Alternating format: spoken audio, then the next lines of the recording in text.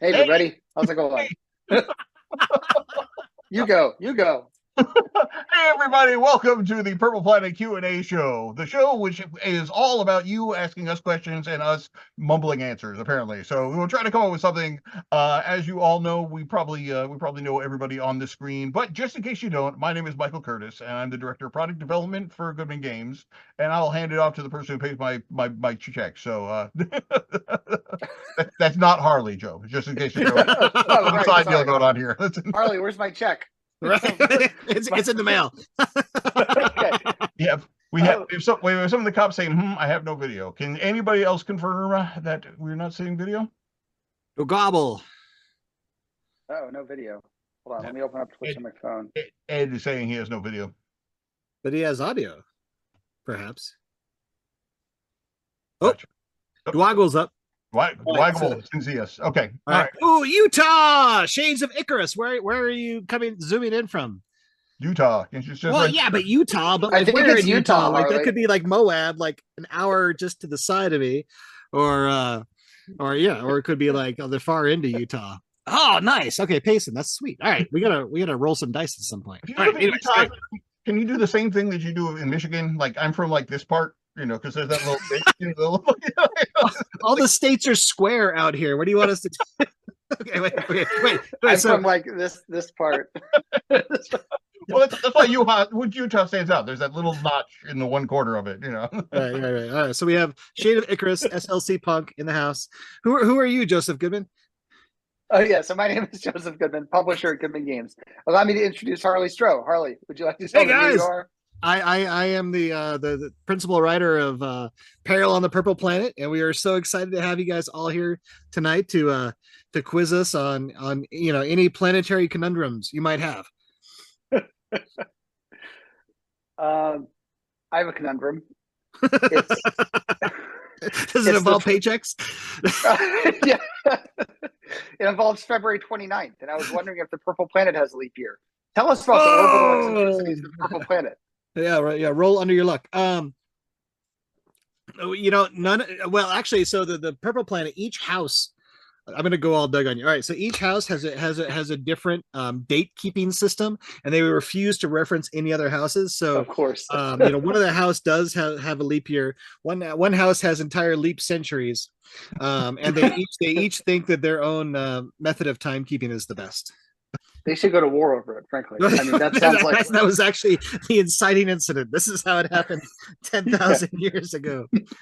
So if you Oh, look closely at Doug's cover art, somebody's wearing a watch. It's like that started it all. super pissed. Oh, I would say they used to have a leap year, but then the Yaffat stole it. oh, well played, sir. Came down to put it Okay. off their ship and carried off their year. All right, Power of Four, Central Illinois. Where are you guys at? I mean, that's just south of Doug, right? Is that? Right.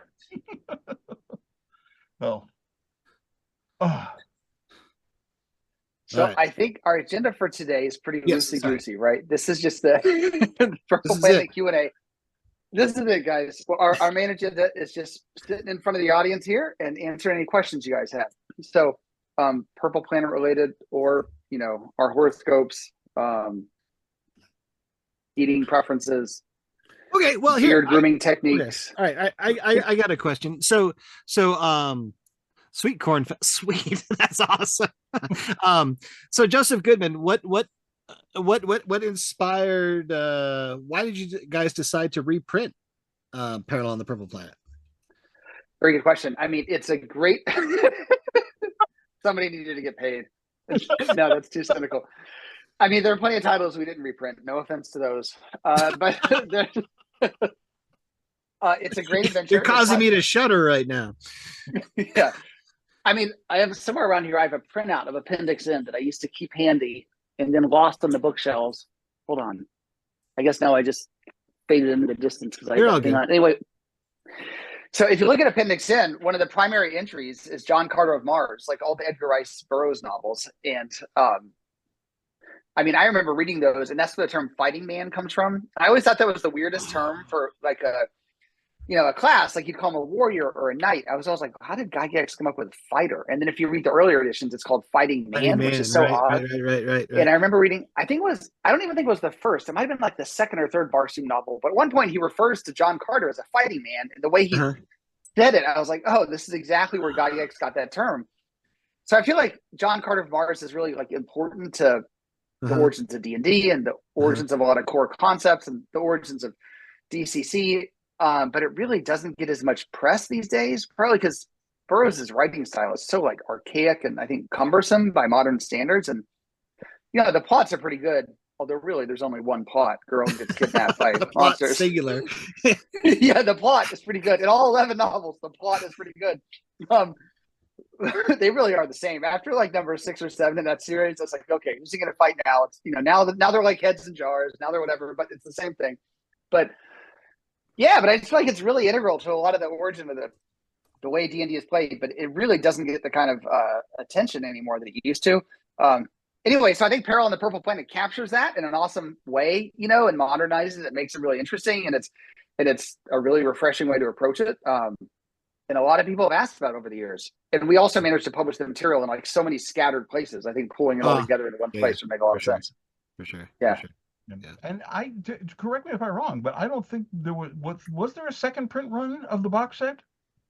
No, just that one. Because I don't think there was one for the Chain Coffin 2 until we did the hardback. So this had been out of print for basically a decade. A very long time. Yeah, it's been a very long time. Okay, I have another question. So in the original box set, there was like the special purple sheet, like the golden ticket. Only you guys did like a purple. That's right. It was, what's his name who got it? I'm blanking on his name. He was a judge at all of our cons. Yes. I'm blanking on his name. Yeah.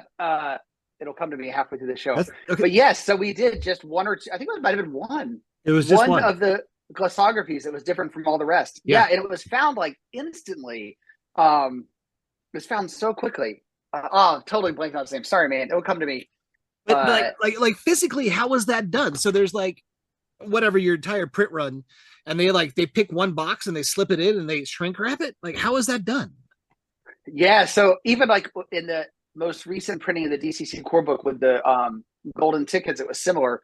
So you get this one item and you have to give insertion instructions to the printer. I think for Peril on the Purple Planet, I think I said just like pick one and don't tell me. You put it in randomly, because they, anyway, you never know what they're thinking. And they don't know if you want it to be found or not or whatever. And, and clearly it's, at the front of the pallets. But like the 10th printing of DCC RPG has those golden tickets. I think we did 20 or 25. And most of them have not been found. We've been posting on the website as people find them and redeem them. And I feel like there's been 6 or 7 found. But the grand prize, there's 2 grand prizes. One is the fully paid trip to Gen Con. Oh, wow. To game in the Wizard Van. And I'm pretty sure, Harley, you agreed to run a game for some people. Yeah, both Brendan and I are running games. Yeah. I don't know if that's the grand prize. Right. That's for the losers. No, you have to like play a game with me and Brendan. No, those are the 2 grand prizes, like the Zoom games. And I guess there's 3 tickets that are the premiere. Most of the rest are original art, with a couple other random things thrown in.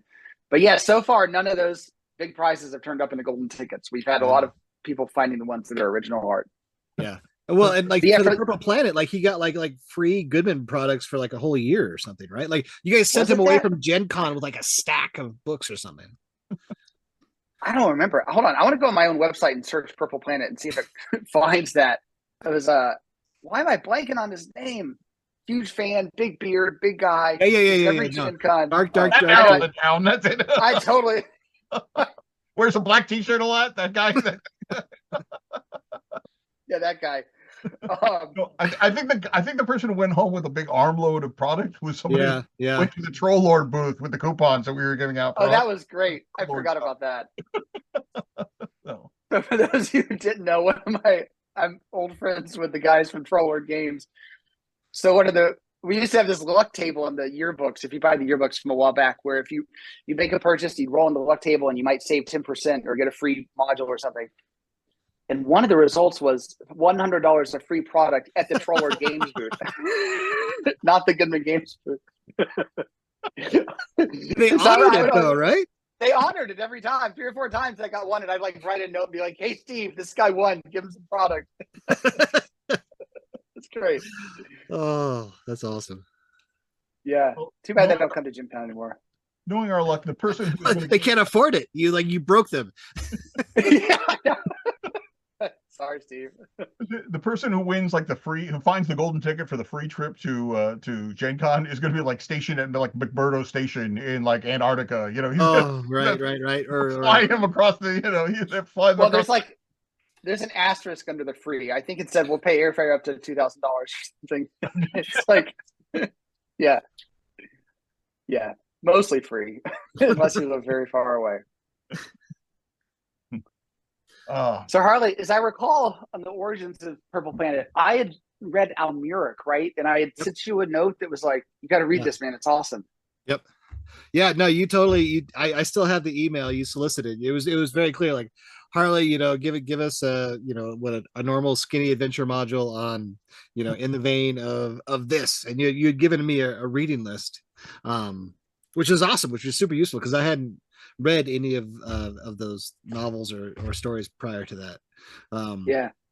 Yeah, so I dove in and then just started like expanding wider and wider the circles of inspiration, so that we could be like inspired by but not derivative of. Yeah, I think I actually have Almuric over here. I have it somewhere in my bookshelf behind me. I don't see it right now, but yeah, it's funny. I've actually been monitoring the comments on the crowdfunding. Mm-hmm. There's been a lot of great advice. I have the Green Star novels that I've never gotten around to reading. Wow. Somebody was saying in one of the threads that these are worth it. Have you read these? I haven't read that. Well, there's also this title Den that keeps coming up that I need to check out. Yeah, the Richard Corbin one. I feel like I've read maybe one of the shorts, but never the whole novel. Okay, cool. Or not novel, whole graphic novel. I actually last week I just bought the PDF of the Kindle version of the first collection of it. So Oh, really? Yeah, you can get them now. I have I got a Comixology subscription during. Oh, nice. So I've been picking stuff up. And I got the collection. Volume 1 is like I want to say it's like 600 pages of Rom the Space Knight.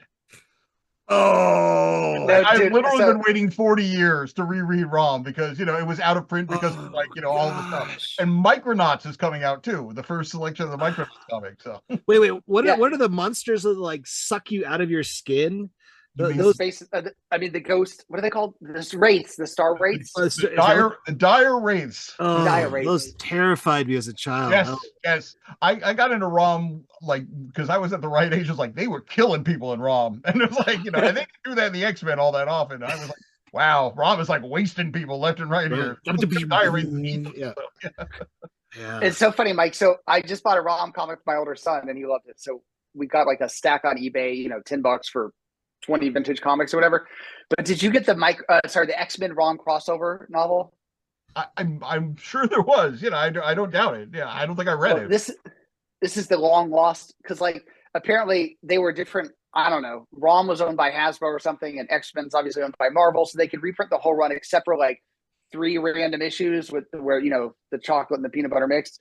But they just sorted it out. So I didn't get the giant omnibus. I saw that and didn't want to spring for it, but I got the skinny X-Men and Rom team up edition, which I'm reading right now, which has. But you're right. In one of the issues, the bad guy kills his father with a pitchfork, which you just didn't see a lot of back in when I was reading comics. Like issue 3, they killed a dog. Right. Who does that? I know. Apparently the writers of Rom the Space Knight. Yeah. So yeah, it was pretty awesome. I'm really hoping that they because they've been doing these rights with Hasbro, they've been going back and getting the rights to do stuff which have been out for a while. And I don't think they can do it, but I would love to see a collection of the Shogun Warriors comic. Oh wow. I don't even remember that one. Hold on, I gotta Google this. Yeah. Wait, no, guys, focus on. Welcome to the We Talk About Comic show. Hold on. Just take me a second. Hold on. Yeah. Oh, that's right. That one was cool. Okay, all right. Okay. While Joseph Goodman Googles Shogun the Warrior comic, anybody else? Do you got any questions on your mind?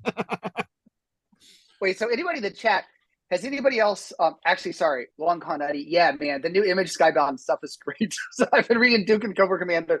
And the whole, like, what do they call it? The Energon universe with the crossovers and everything. Was it Cobra Commander #1 where they introduced like the undersea Cobra Empire?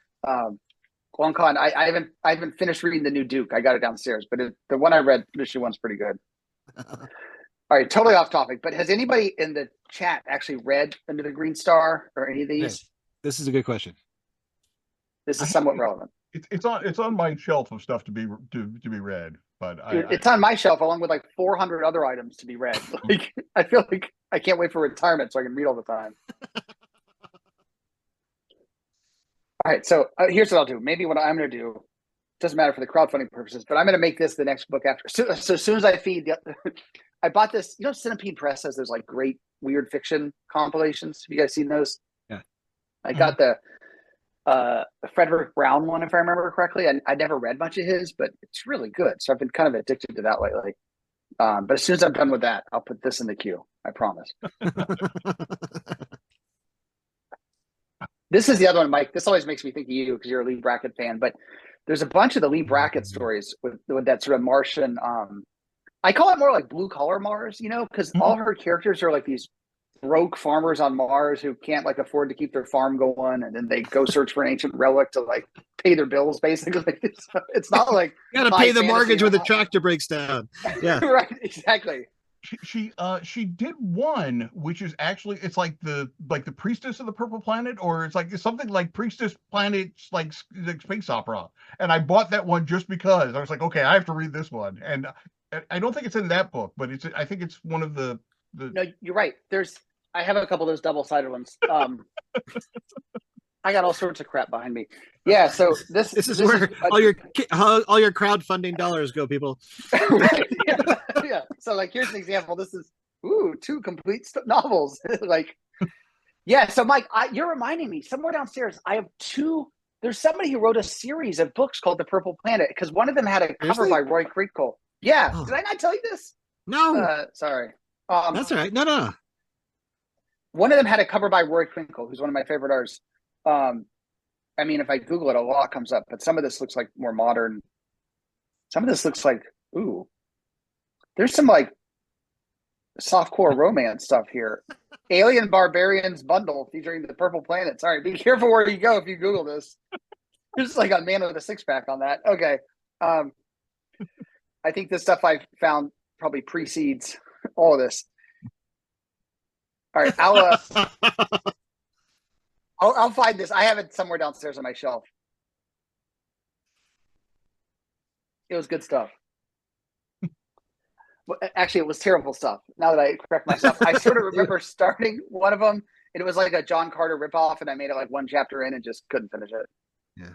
Well, I mean, we said kind of at the start of the hour how the John Carter novels are basically the same story, but yes. Burroughs did it so well that everybody else who did a Sword and Planet thing is basically using the same story, you know. That's totally fair. Yeah. That's totally fair. Yeah. And some of them are good, some of them are not. So yeah. All right. Somebody in the audience, give us a cue so we can provide you with an A. or we'll just jabber at each other. This is if you've never been to Gen Con at 9 p.m. This is pretty much this. Yeah. Mike, what are you over in the embassy suites? Yeah. Yeah, so in 1964, Lee Brackett published Purple Priestess of the Mad Moon. Wow. That's a cool name. Yeah. That's a great title. Yeah. How about that? I saw that one. It's like, I have to get this one. No, it's probably over there right next to like Under the Green Star. Yeah, and of course Sanctum Secorum covered it in 2016. I guess I missed that episode. Sorry. Oh, so if I'm reading this right, Mike, apparently that's actually covered in this book. All right, okay, then that was the right book. All right, so I'm just Googling here, but it looks like it's maybe this is, I don't know if it became a lot of those things were serialized, and then they put together the. Yeah, I bet that book has a table of contents. I bet if you open it up, it's right at the front. Whether it's in there or not. They still put them in the front? Is that how this works? Hey, how about that? It's the 4th story in here. Yeah, you are correct. Purple Priestess of the Mad Moon. And Mike, as I'm on the internet, there's a review of this book on Amazon that mentions one of your favorite publishers, Hafner Press. Oh. Sorry, I just had to throw that out. Okay. For those of you who don't know, Mike has a grudge, but we won't take it any further than that. Yep. Have they not paid him or something? Like I support Centipede Press. Support Centipede Press. Support anybody who's printing who's doing the Silver John stories except Hafner. Oh, we may need a link to Centipede Press in the chat. Oh, dude, Centipede Press is great. Hold on, let me. Yeah. I've gotten up to Knight and Knave of Swords with their entire run of Fafnir the Grey Mouser stuff. Wow. So, yeah, did you oh oops. Oh man, I have to how did I not sign into Twitch? Okay, I didn't sign into Twitch, so I can't post in the chat.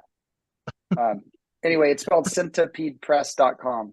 If somebody else can write that. They're in Colorado too, so they're local to you, dude. Oh, no way. Where are they at? Does it say? Yeah, if they're worth to subscribe just to the newsletter. Oh, that's so yeah, cool. The newsletters. Although I wish it was more even. Some weeks it's like one paragraph, and then the next week it's like an hour's worth of reading. He said that he was kind of like he was going to do once a month. He was going to do a big one because he was getting kind of tired because everyone was like 10,000 words at one point. Okay, hold on. I'm being paid. I'll be right back. Okay. I won't mute Elena. Don't hit me. Big Bald Matt is up with dropping Centipede Press into the show. Okay. Powers of Four. Actually, thank you, Powers of Four, for giving us a question. I know there's some often strong planet related musical associations and settings. Other than Loot the Body, what kind of music do y'all associate with the Purple Planet? Mike Curtis, go.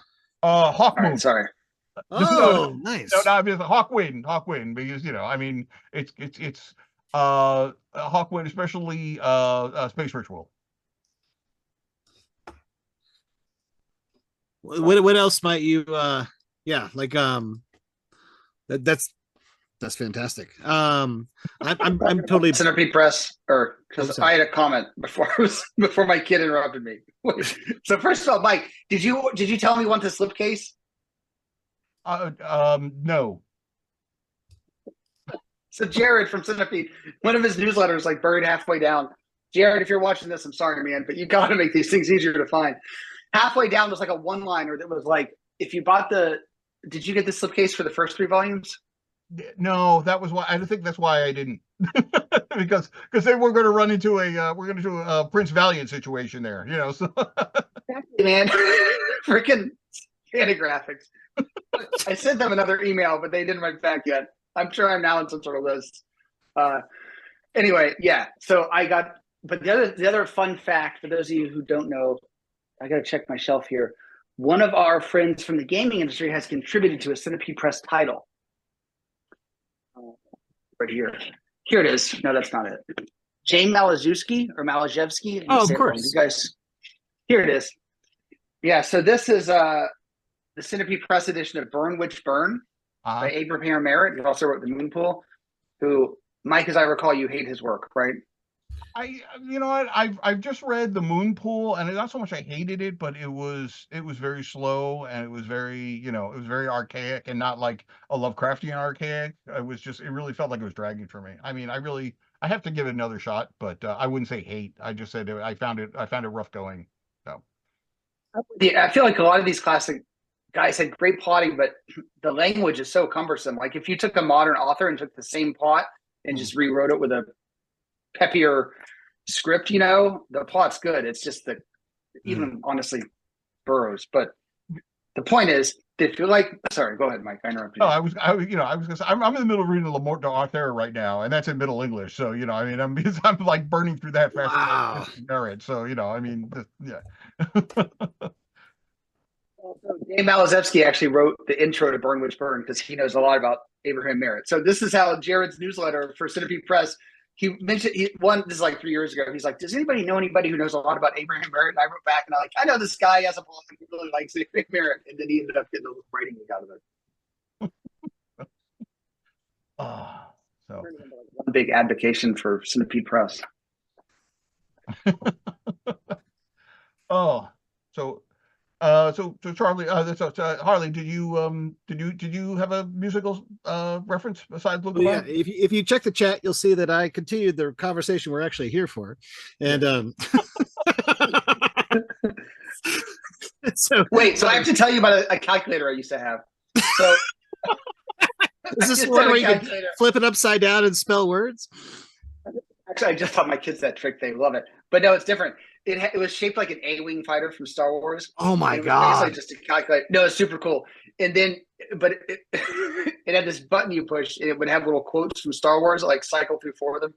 But one of them was, remember when Luke's coming into the Death Star and they go, "Stay on target, Target, stay on target." So I used to bring this to meetings, and when people got distracted, I'd be like, "Click, stay on target." So anyway, I'm reinforcing your point, Harley. Good job keeping us on target. Oh, so, but Mike, to your question and Powers of Four, like, for me, it's that opening riff in Trace Brujas, because it was this. I mean, we wrote Purple Planet. We wrote, like, myself and all the other authors. We contributed to it during the heyday of G plus, and and so Doug Kovacs ran a parallel site thread parallel group, which was DCC Music, and he used to get so pissed because every week somebody would show up and say, "Have you heard of the sword?" And like Doug is like, "Yes, you say that again, I will kill you." And so every week, like, somebody would, like, suggest, "Have you heard of the sword?" But and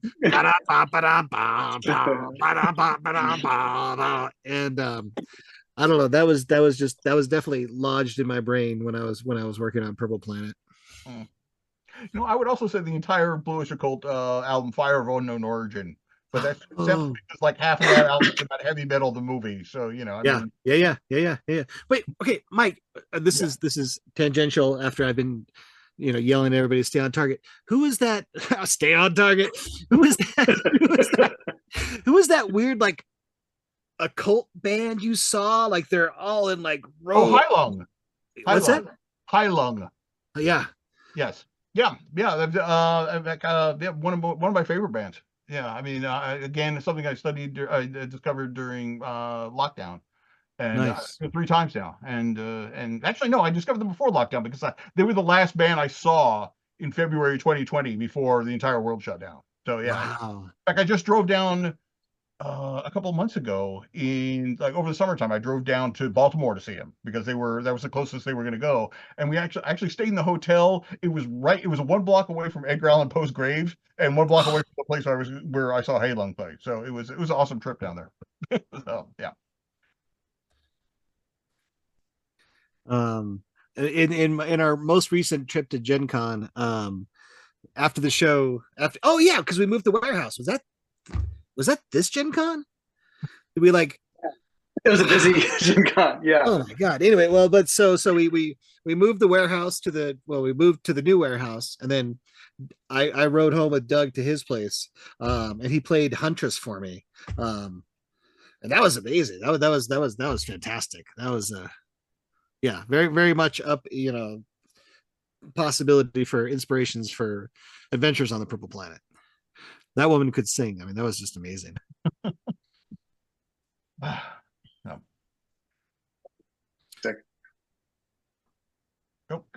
We had some people coming in all over the planet, like all over here. We have the sword, of course, Man of War. All right, Big Bald Matt. Okay.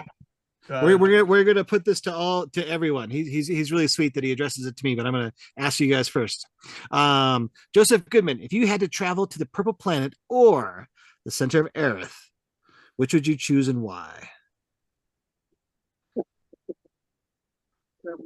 Good take here. I mean, I feel like the center of Aerith actually has more possibilities for adventure, because you can feel it. It's almost unthemified. Purple Planet's, a very broad theme, but it's still within a theme. Whereas the center of the world, there could be multiple centers. It could be porous. It could be. I feel like there's still a huge amount to explore there, because the only, other than, like, dinosaurs, which is the trope. Other than that, I think you could put anything there and people would still say, "Oh, that's probably reasonable." You could find that, in a mysterious place in the center of the world. That's where I'd go, but I don't know. Yeah, Mike, where yeah. would you go? I don't know. That's a tough question. I mean, you want to go to the place where literally you're trapped underneath the earth? You know, I mean, where you're in permanent darkness except for like the glowing fungi and anything else you come across, or do you want to go to a place where the sun is actively trying to kill you? It's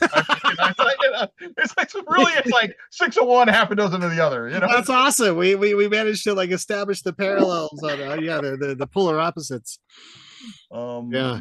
I guess if push comes to shove, you know, like I would just start the journey up to the center of Aerith, you know, find a nice cave and hang out near the opening, you know, like that's Fair enough.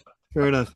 You know, it's interesting that both those adventures are really maybe this is the point of writing an adventure, but at their core, they're really antagonistic to players to be seen. It's like, the Lost to Gardens are just horrific and evil and vile, and and meanwhile on the Purple Planet you have the sun trying to kill you. I think to answer, Mike would go to the Shutter Mountains. Okay. Oh well, you didn't open it up to like which DCC setting would you go to? I think I got to go with Purple Planet for myself though. But yeah. Long Con Eddie would go to X-Crawl and get a sponsorship. Long Con Eddie, what's your class? and who are your sponsors? Who are you selling out to? Long Con Eddie. Who's got the dollar bills to buy their way onto your chest or your back patch? Bad Man Games. It was like Centipede Press. back in the day, like White Wolf had Black Dog Games like in their universe. So like the X-Crawl version is like Bad Man Games.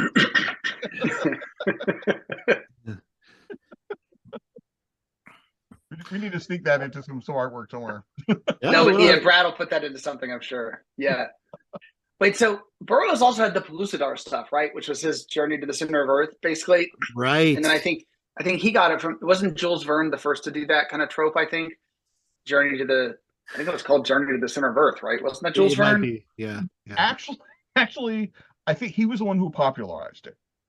Okay, but that's actually a very old. In fact, I had a book, and I think I got rid of it, but I think I need to buy it again. It was literally I think it was just called like the Hollow Earth, and it was an entire like overview about the Hollow Earth like through literature throughout throughout time. So I mean, you could literally go back to ancient Greek myths, because there was the underworld. Like Orpheus had to go into the underworld to get his dead squeeze back and everything. So to live at a time where you think you could, like, if we just flew this plane up to the North Pole, there might be this massive hole that we could descend into. Like, that's just so fun and amazing.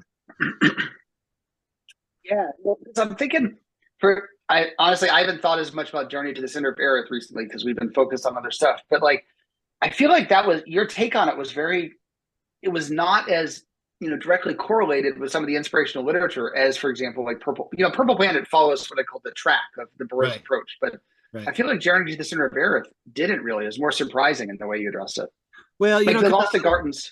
I don't know. Yeah. Well, we were also riffing off of Gygax's adventures, right? Because like there was he has that whole like hex map down through the center of the so it's it's kind of half of that, and but the Lost to Gardens, those guys are just horrific. And then that I hope we get to go back and do it at some point, but there's that sunken city beneath the waves at the very center of Aerith, which is the source of all origins of all magic. Like that's gonna be a cool adventure to write. I feel like the Purple Planet project proved this concept that we can, build a nucleus around which a lot of third-party publishers present their really cool ideas that complement it. And I feel like Journey to the Center of Earth should be the next one in like a year or two. And that's so cool, right? Because it can be all like discrete cave ecologies, right? And so like, this exists over here, and it doesn't necessarily need to tie into something over here. So it really frees up the third-party publishers to let their imaginations roam and have these discrete locations. But that's a question, and I don't want to make anybody feel bad, but how did you choose the third-party publishers that are being included in the Horde? The Lucky 7 or the Lucky 6? How'd you manage to decide on them? I feel really bad now. Sorry. I'm just giving you a hard time. No, that's a great question. There are some who had a proven track record Okay. had not just produced product, but had run a Kickstarter in the past and delivered on it. So it's partly being able to do a product, partly being able to navigate crowdfunding and deliver on. I mean, it's a lot of work to produce the product under pressure from fans and then pack it all up and ship it out and not screw up one thing or another along the way. So there's those who had produced products reliably, consistently over time and had a, sort of a history of not just one or two, but a number of strong, solid products, and had demonstrated crowdfunding, familiarity and expertise. And we worked with them enough to know that they would be patient throughout this process, and understanding. Yeah. Like, there's been a lot of learnings, the whole way. Like, we have been a guinea pig for BackerKit implementing a lot of new functionality and so on, and not everything's been perfect. As those of you know, when you got 8 email notifications prior to this Twitch stream. So BackerKit is working on that. Just so you know, by the time we get to the 48-hour notification, they're going to try to have figured out some sort of something that gives you like 1 email notification instead of 8. But yeah, they're working on that. But anyway, there's been a lot of learnings throughout this process. And I wanted people who could also roll with it. It's not going to be perfect, but it's still going to be cool. Yeah, there's definitely an element of needing to be able to like survive on your own out there that I kind of like really respect from all the third-party publishers. Like, all right, we're going to throw you in the deep end of the pool. We're going to be working with you, and you need to be able to like be confident enough that like you can hold your own. I don't know. It was kind of a cool, when you think of these 6 as kind of your adventuring party, each one brings something just a little bit different, roll funky dice is different, from Purple Sorcerer, even though they both kind of like deliver a similar product or like, have similar parallels. And I don't know. Yeah, it's cool. And if you didn't watch the Meet the Horde last night, that should be up on Twitch. And if it's not on Twitch, it'll be on YouTube soon. So if you want to see me talking to 5 out of the 7, they can. We had nice chats about what exactly they're bringing to the Horde. So a lot of good stuff out there. Nice. Lana, thank you for linking the whole Horde. That's awesome. That's yeah.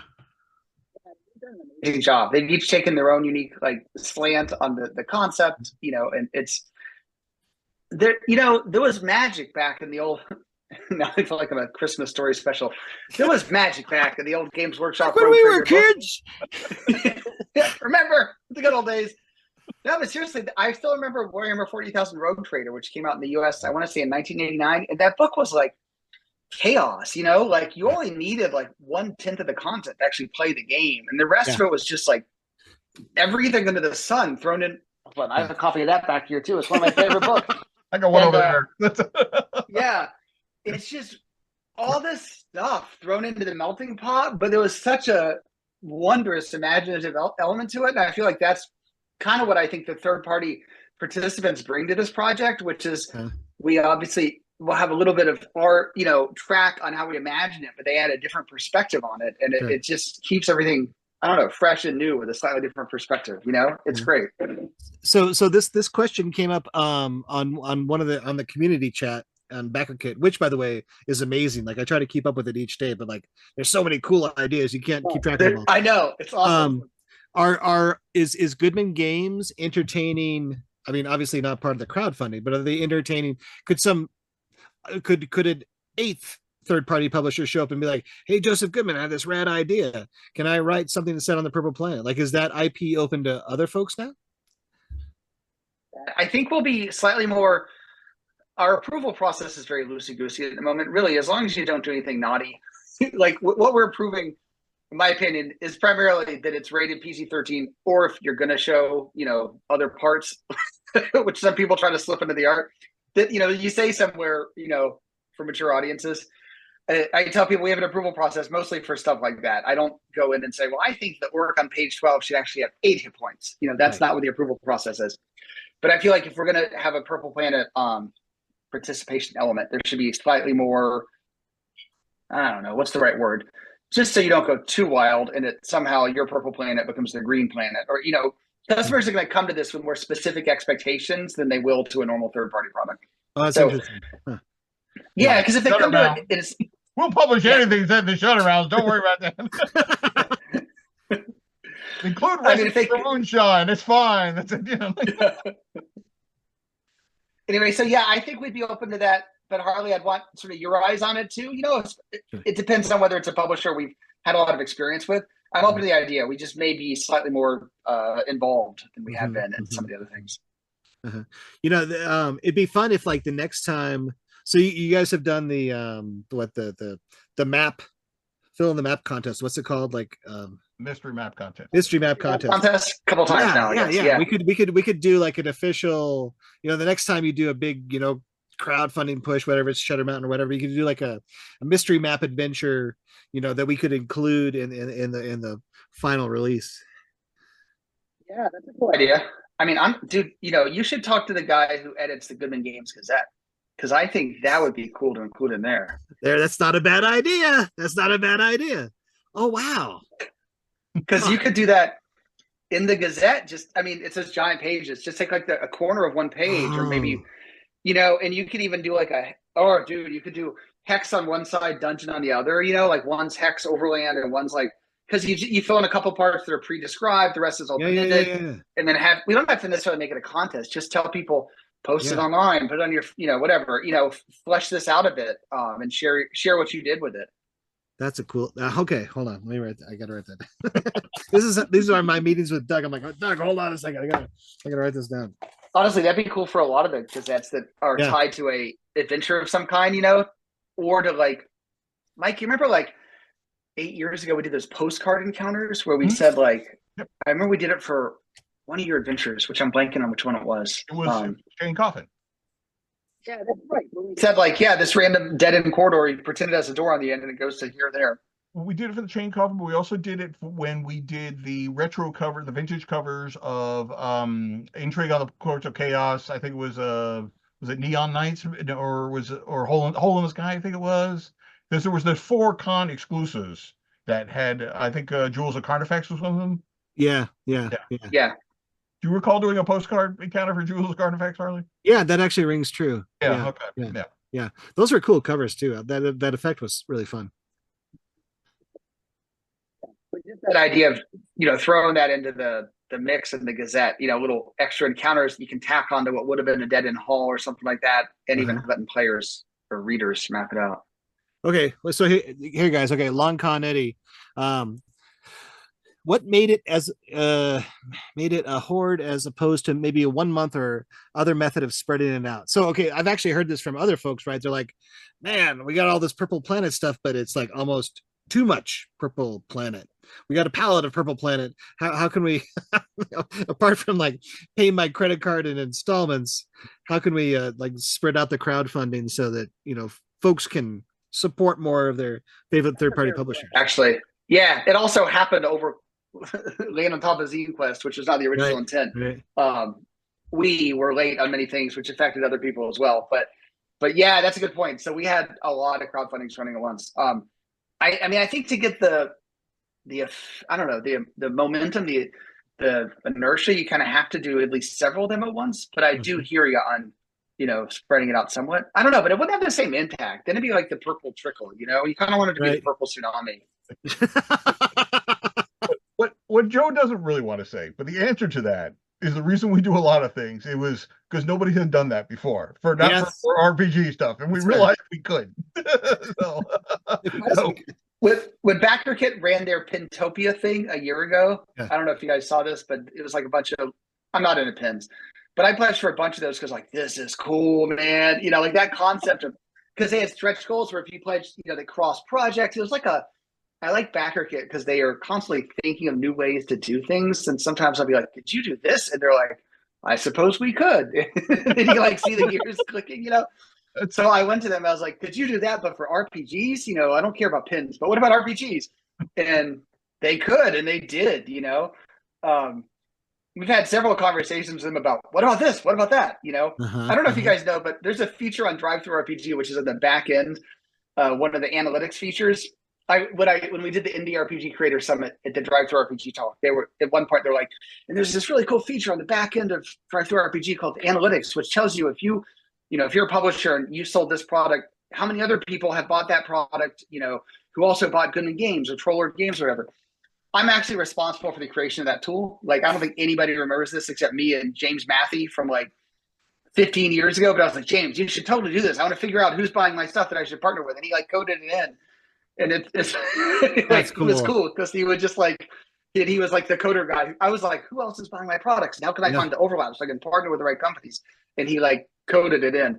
And now it's just like another tool in the back end. But I like BackerKit because they respond the same way to like, this is a cool idea. And they're like, we could do that, you know, and then they go figure out how. It's like a free RPG day. I mean, I remember like sitting with, you know, you guys were like brainstorming it up like at Friendlies or whatever it was at Gen Con. Yes. How are we gonna do this? You're like the puppet master behind all these things we just assume are like come to us from RPGs. Can you speak to anything that BackerKit has like, what's the next cool thing we're gonna do possibly with BackerKit? I mean, what I like about them is so many of the, like even right now, this Twitch stream is also being broadcast on BackerKit, overlaid on top of the if you go on backerkit.com right now, as opposed to twitch.com and look at our project, you'll see the stream overlaid on our project header. You know, the fact that they integrated those two, I think is awesome because we used to have to send people to elsewhere to watch our streams. They now bring it all to the crowdfunding page. I love the integrated polls. Like Harley, you just posted your poll, I guess it was yesterday. Sure. We used to have to send people out of the crowdfunding to Google, you know, Google surveys, how they can pull it in. Right. So the only other thing, there's nothing other like big that okay. So I'll tell you the other thing that's on my mind. I'm going to see them actually at the Game Expo next week. So we have titles coming up, and I'm starting to rethink our approach to cover art, basically. And it occurred to me. Okay, all right, keep going. Okay, without going too far down this rabbit hole, they have two features that allow you to interact with backers before the project has launched. I've never actually used one of these, but I wanted to understand that better because it occurred to me we could have, like, you know, we always have people like follow the project. Like we had a couple thousand people follow this project, and they have new tools that let you interact with those followers before it launches. So we can even say, cool. Yeah, like here's this sketch for the Purple Planet cover. What do you guys think? You know, or here's two sketches. You know, which one do you think would be the right direction? Or we've already done this sketch and here's two color schemes, or, you know, so I kind of feel like for some of our products, not so much the DC side, probably more on the 5D side, but I feel like we have a look that we established like 9 years ago when we're about to go into 5.5 or 6E or whatever the hell they're going to call it. And like, I feel like it might be time to change the look a little bit. So I was thinking it'd be interesting to interact with followers, you know, and or backers and give them more sort of, I love how BackerKit lets people have a voice. Like to your point, there's so many comments. It's actually like hard to keep up. Somehow their platform encourages engagement. I'd love to give people a chance to have that. Dude, Daddy, I'm on a stream right now. I don't hear you. I'm gonna lock the door again. Wait, is this on? This is Haven. You gotta meet Haven! Yeah. we need him to tell us about what the space night. Hey, Piercy. Hold on. Wait, where's the chat? So hold on. Were you? Yeah, go over there. Tell them about. Over there. Pierce, do you want to come and not say hi? Tell them about ROM. You were reading ROM lately, right? Yeah, it's a comic. You gotta lean in so they can see it. The one. It's about a the comic. Did Do you like it? Like what do you like around Rom the space night? Oh, they can't hear. What do you like about it? Ooh, what is this button? Don't put. No. What do you like about ROM? Oh, a lot. You like it a lot? Yeah. So when I was a kid, it gave me nightmares, but does it not scare you? No. No. Very- You're tougher than I am. Oh, that's awesome. So that guy's Harley and that guy's Mike. What about that guy? The one without a face is called Elena. Did you ever? She turned her video off. She's like running the stream. Dude, stop. Why can't I say hi? You just say hi. You have anything else to say? No, on this, on the chat. Yeah, they can. Oh, well, because I didn't log in, so you can't type anything. Why can't you log in now? They can hear you verbally. You don't need to also Oh chat. yeah. Okay. Anybody have a question for Haven in the chat? Let's turn this over to the Chaos Lords. Okay. All right. I'm gonna go back to doing important business. How many people are on this? I don't know. Come on. We. All right. I'll be back. Hold on. All right. How many people on the chat? Oh, Goodman Games, a family company. you know, keeping it real. That's right. There you go. Not now. So, well, All right. we've got about 10 minutes left theoretically. So if we have some questions, we're still open for them. You know, at this point, anything goes. We're Weren't we talking about something important? I forget now. We were talking about BackerKit and Oh functionality. yeah. Like almost like Oh yeah. their influence on the covers. Anyway, yeah, I'm hoping for the next project we launch there, we have some way to interact pre-launch and give backers more of a chance to. I feel like by the time you launch, often you've kind of locked in the cover art because you want to have a look and feel for the page. Sure. Prior to that, it'd be cool to have the ability to interact and say, what treatment do you like, or even two pieces of art, which one do you like better, stuff like that. Just more ways to give backers a vote, so to speak. Yeah, well, the limited edition covers. I mean, that caught a lot of traction on the Purple Planet one, right? Because like everyone's like, "You're all stupid. Obviously, the color's got to be purple for the foil." Like, we didn't even have to host the poll. Everyone logged in and says purple, dummies. The dummies, right? Dummies. That's what you're going to say. Yeah. No, I know what you mean. I don't know if we'll prompt anybody to respond in the chat, but it'd be interesting to hear from them on the audience side what's cool about BackerKit. I mean, we can kind of judge from like what posts get traction and like where people like to weigh in, but it'd be cool to hear. I mean, I don't know. No, great call for people in the chat or fans in general. What do you think of BackerKit platform? What are the pros and cons? How's it compare to Kickstarter as a platform? I mean, it feels like we get a lot more comments and engagement and back and forth. I feel like it's more of a community. It's crazy you're able to move that audience from Kickstarter. I was terrified when you're like, "Okay, guys, we're gonna try this new thing." I'm like, everyone knows where to look for us. You weren't there during the opening for the Grimstooth trap because we were sitting there and like the clock was ticking and we were getting nothing. And Joe realized he had to press a button. So I was like nobody can actually. We were like usually we're starting to tick up and we're like 3 minutes in and nothing is happening. So. But then it turned out to be like one of our most in terms of numbers, backer numbers. It was hugely successful. Spawnroot, what do you prefer about Kickstarter? We get that you love Kickstarter, but like specifically, what aspect of that is alluring to you? But it's likely just old. Oh, that's fair. Okay, I appreciate that. Should try something new. Yeah. Stuff in the head, man. I see you with the pencil. I keep thinking of. I hope that's not sharpened.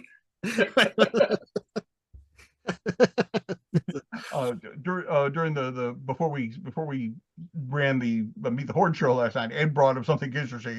He said what he didn't like about BackerKit from the creative end is that when you have to pick what countries you don't ship to rather than picking which countries you do. So there was a lot more ticking off, like I'm not going to ship here, not going to ship here, not going to ship here, not going to ship here. Or said it would have been more intuitive just to list the ones that you do. So it's interesting. But you must be able to just like clone that to the next campaign, right? You have to fill it out the first time and then. I don't know. I did not specify we do not ship to North Korea. Well, we decided the easiest just to send to like Albania and like Uzbekistan. Those are the first like 3 A's, and then you're done. I mean, just like. Well, I hope we don't have any North Korean backers who didn't expect us to ship there because I forgot to write that. No, Dark Tower is shipping. So we posted an update today, but the first couple, I don't know how many it was, but the round of consumer boxes went out, I want to say yesterday, or maybe it was Friday. And the tracking shows some people in the US are going to get theirs tomorrow, Wednesday, and a whole swath of people are going to get it by Friday. So if you're a Dark Tower backer, at least if you're in the US, the first waves are out and the others will be there soon. So I'm looking forward to hearing what people think about Dark Tower. Many chaos lords gave their lives to get the Dark Tower ship out. Oh wow, is that coming through our warehouse? No, that can't be. Oh, yeah. Are you coming from Crown? But we did. It's so physically. So it turns out shipping 3,000 skinny modules is like 3 boxes. Shipping 3,000 3-volume hardcover slipcases is like 3 truckloads. Yeah, or whatever it is. So yeah, it was a lot of physical volume. Wow. So there's a fulfillment company called Crown doing the consumer fulfillment for the Kickstarter, but we also have a lot of inventory on hand at the warehouse. Oh, Mike, are you picking up your copy, Mike? Yeah, I got something which we'll be opening on Ball with Mike, but oh my, are you serious? That's absurd. Did they put Punjab or bust on yours? Did that come from the warehouse? Yes, it came from the warehouse. That's awesome. I can't see what that says. Yeah. No. That is so cool. Wow. So the next time we see Micah, they're gonna look like Thorin, is what you're telling me. I mean, don't wish that on anybody, Harley. Sorry. Sorry, Thorin. I mean, there's a lot of physical work involved. But if you work in a warehouse, you will, it's physical work. Unless you get to ride the forklift. We don't have a forklift. Do we Which have a still, I will always bring up. Brendan and I are qualified to do. So keep us away from a forklift if you ever go to Fort Wayne. Just We had Just to curious. we had to take OSHA tests to make sure we didn't kill anybody. Not at the same Forklift time. certification. The best part is our warehouse is in the old, they call it the International Harvester plant. Like years ago, they made like farm machinery or something there. tractors? Yeah. Yeah, but anyway, we're gonna get at some point we're gonna get an electric pallet jack, which just makes life easier. But there was like a telephone game, and somebody from the warehouse called me and was like, "Hey, listen, before you guys get that electric forklift, I just want you to be aware that the floors probably can't support the weight." Because apparently we're in some section that was I don't know what, and like the floors are fragile. And I was like, "Don't worry, we're getting an electric pallet jack, not an electric forklift." But by the way, we have like 50,000 pounds of books on the floor. So There's like tunnels underneath that whole complex, right? Yeah, it's like been a down there yet? basement that held the grain or something, dude. So the other unit we got, it's like out of a Grimtooth Traps. We got to send a photo. There's like we had to get a second unit to hold all this inventory that we have coming in, and there's one corner of it that has this floor that's out of like Scooby Doo. Like all the other floor is concrete, and this one section has a floor that's like wooden planks that are painted the same color as all the other floors. So like it would be easy not to notice it. Don't look Luckily, here. They put up some like caution tape and stuff.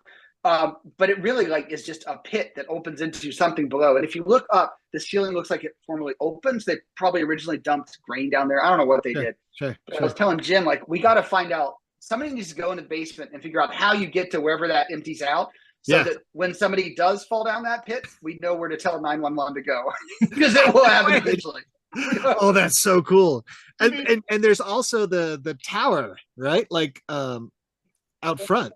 Clear, it's cool unless you're paying for the for the insurance. Then it's not so cool. So if you're my insurance agent listening to this, I actually didn't get that unit. That was totally fictitious. We need to get Chuck to do a cartoon for the Goodman Games. It's just like the people of Lost Agartha just standing there as 3,000 copies of Dark Tower come raining down on top of them in the warehouse. Yes. Journey to the center of the warehouse. Yes. No, but Harley, you're right. There is actually a giant tunnel, that giant tower that was like a bell tower. I don't know why they need a bell tower. It's like a freaking huge tower. It's so cool. So I have a dream. So in September, it just so happens that several of us will have to go to Fort Wayne for the Alliance Open House, which is our big distributor who's based there. And several of us will probably include Brendan to run games because that's what he does best. Yeah. And it occurred to me, we could maybe even have like, not a con, like a games day at our warehouse, Yeah. Just when I was there last week, I was just kind of walking around, looking around. I was like, we could put a table there. We could put a table there. We could fit at least, I think, like 4 or 5 tables for gaming, and make it, be totally unofficial, like, it's not exactly the best venue. It's a really drafty it's awesome. old warehouse. But just have like a warehouse sale. If you come, you can like shop from the warehouse, and then we'll have maybe 2 rounds of games for one day, kind of games day or something. Yeah. So I guess what I'm saying is this is our unofficial poll. If you're watching this and might be interested in this, shoot us a note to info@goodmangames.com and say, I might be up for the games day. And it's probably going to start off as like a half-day thing or maybe one day or something like that. And again, nobody tell my insurance agent or the landlords, technically. So we're also officially not supposed to be a retail location.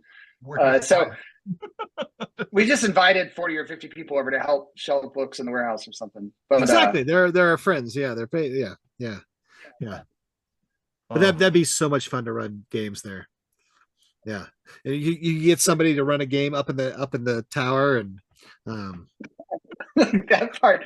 Technically, I don't rent the tower, so that would be like, I only rent my 2 units. Okay. I suppose you could go on your own recognizance to the tower, but that would not be sponsored by Goodman Games.